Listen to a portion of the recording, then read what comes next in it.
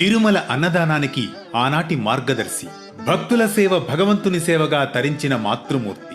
కలియుగ వైకుంఠమైన తిరుమల నిత్య కళ్యాణం పచ్చతోరణంగా విరాజిల్లుతోంది. అందులో ధర్మానికి సంకేతంలా అక్కడ నేటికి జరిగే అన్నదానానికి ఎవరు మార్గదర్శి అనే విశేషాలతో సాగేదే నేటి అనగనగా.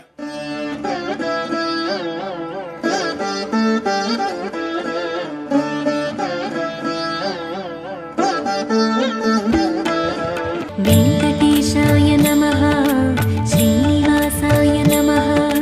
వెంకటేశాయ నమః, శ్రీనివాసాయ నమః. అనగనగా అది 18వ శతాబ్దం. అనగనగా అది 18వ శతాబ్దం.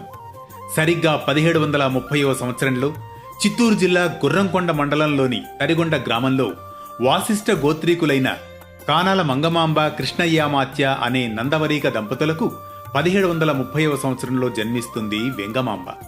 ఆమె తన బాల్యంలో తన తోటి పిల్లల్లాగా ఆటలాడుకోక ఏకాంతంగా కూర్చొని భక్తి పారవస్యంలో మునిగి తేలుతూ భక్తి పాటలను గానం చేసేది.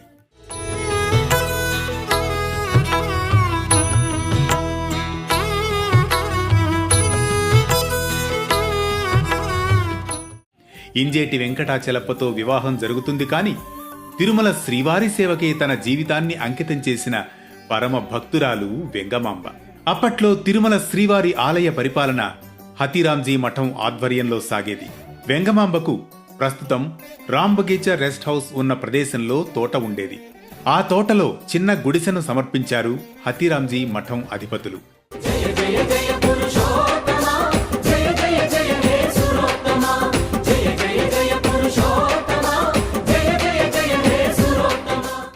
ఆ గుడిసెకు ఎదురుగా ఉన్న చింత చెట్టు కింద వెంగమాంబ తపస్సు చేస్తూ ఉండేది. అంతేగాక ప్రతి రాత్రి ఊరేగింపుగా తన ఇంటి ముంగిటకు వచ్చే భోగ శ్రీనివాసమూర్తికి వెండి పళ్ళెంలో ముత్యాల హారతి ఇస్తూ ఉండేదట.